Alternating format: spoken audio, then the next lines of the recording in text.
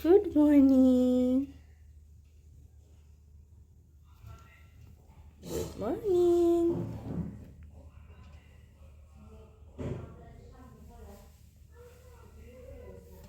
থাকো।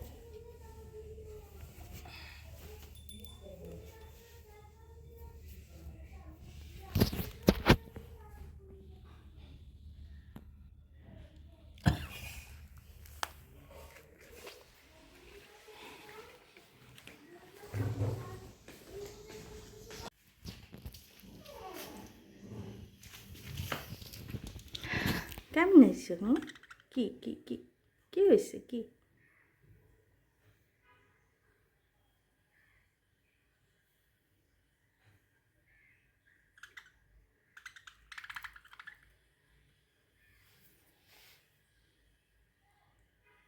টেবিলে যেয়ে দেখি, উফ, দারুণ মজার সবজি খিচুড়ি, গরম গরম ধোয়া ওঠা।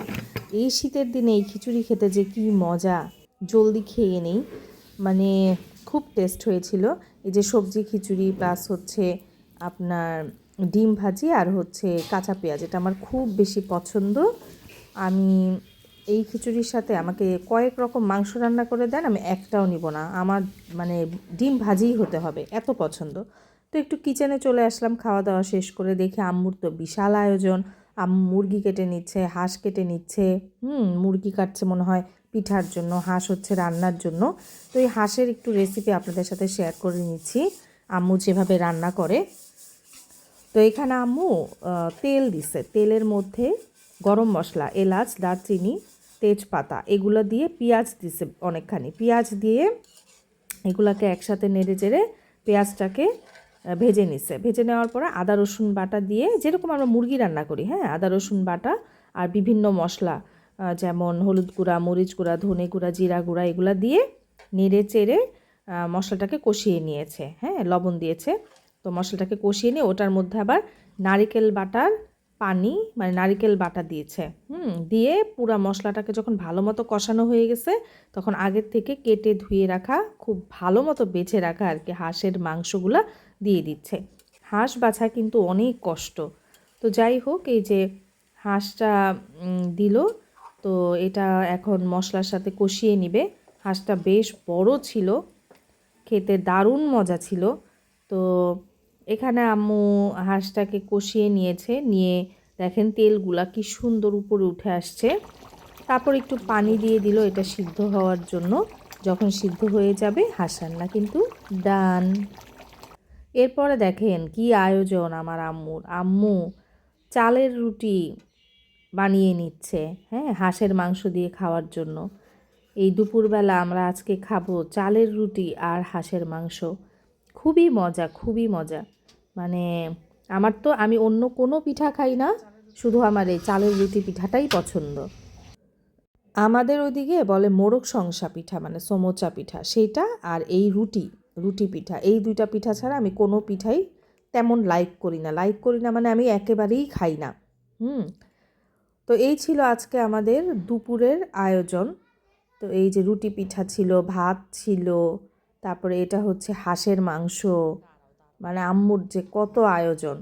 তারপর এটা হচ্ছে লতি চিংড়ি, এটা হচ্ছে গতকালকের পিঠালি, ডাল, সব কিছু। তো আমরা এখন খেয়ে নিব। চিল্লাচিল্লি কেন? ওরে বাবা, এই দুটো কি?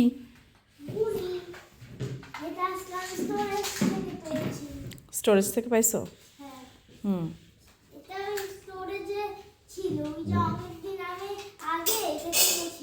ওকে। আহা, কোন স্টোরেজে? মাকে একটু দেখাও তো, কোথা থেকে পেয়েছো এটা?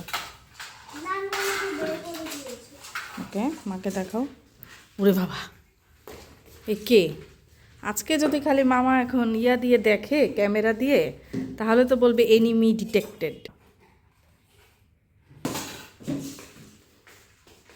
কোন স্টোরেজ? ও, এখান থেকে পেয়েছো? কিন্তু এই যে হলো আমার আম্মুর স্টোরেজ, সব থাকে এখানে।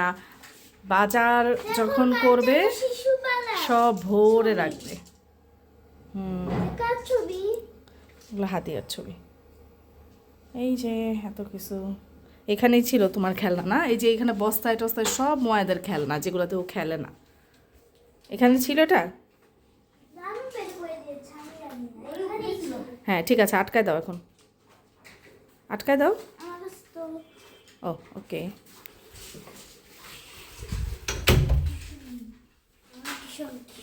দেখে আসো, এই রুমে আসো। এই যে খেতে বসো, যাও। এটা কি পিঠা বানাও? পাকান পিঠা বানানো হইতেছে। এখানে কি কি দিচ্ছে কি বলে দাও। এখানে আচ্ছা এখানে বেশি গুড় আর নারিকেল, তুমি বলো। গুড়, নারিকেল, গুড় আর নারিকেল কুড়ানি, চিনি, হ্যাঁ, আর একটু চিনি প্রয়োজন মতো। এইটুক দিয়ে জাল দিয়ে গলাইতেছো না? আর এইখানে করে রাখা হইতেছে তিলের, হ্যাঁ তিলের ভেজে রাখা হয়েছে। এটা দিয়ে এটার সাথে একসাথে মিলাবা না, খিসা বানাবা, তারপরে পিঠা। ওই তো মানে ওই যে শক্ত শক্ত একটা পুর। হ্যাঁ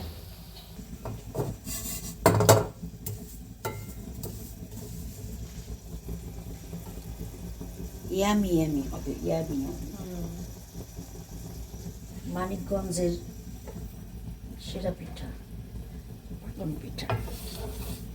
পাকান পিঠা বলে, তাই না? আর অন্যান্য জায়গায় আবার পাক্কন পিঠা বলে হইতেছে ওই যে ফুল দিয়ে ডিজাইন করা পিঠাটাকে, ডিজাইন করা কাটা। আমাদের দেশে ওই পিঠা নাই, আমাদের দেশে বলে পাকান পিঠা। অন্য আরেকটা যে চাঁদের মতো দেখাবো আজকে।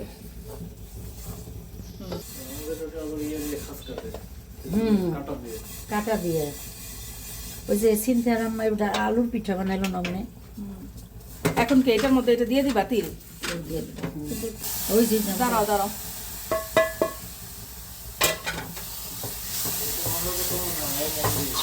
হ্যাঁ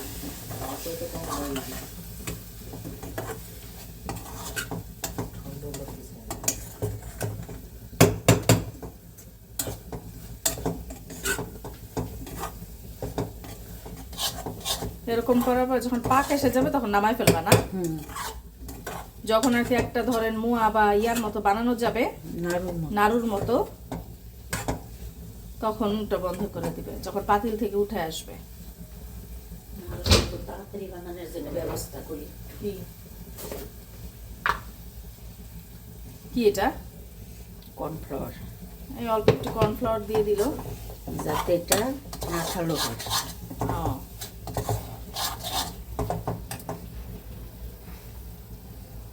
এটা কি নিনজা টেকনিক, ফাঁকিবাজি বুদ্ধি নাকি দেয়? এটা দেয় না, এটা আমার টেকনিক। এখন এই যে তাড়াতাড়ি আঠা হয়ে যাবে, বেশিক্ষণ নাড়া লাগবে না।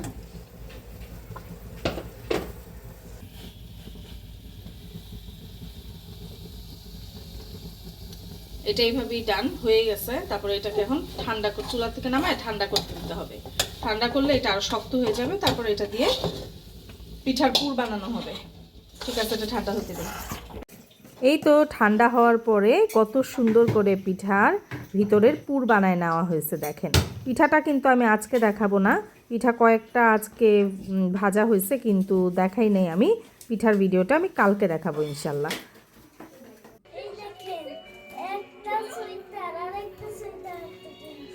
হ্যাঁ তিনটা, দেখি কি সুন্দর, মাশাআল্লাহ। শীতে তো আমার ছেলে সহ আমরা সবাই কুপোকাত। আমার ছেলে 3টা সোয়েটার পরে আছে দেখালো। তো কিচেনে এসে দেখে আমার আম্মু এত মজার মানে কোরিয়ান স্টাইলের স্যুপ রান্না করছে।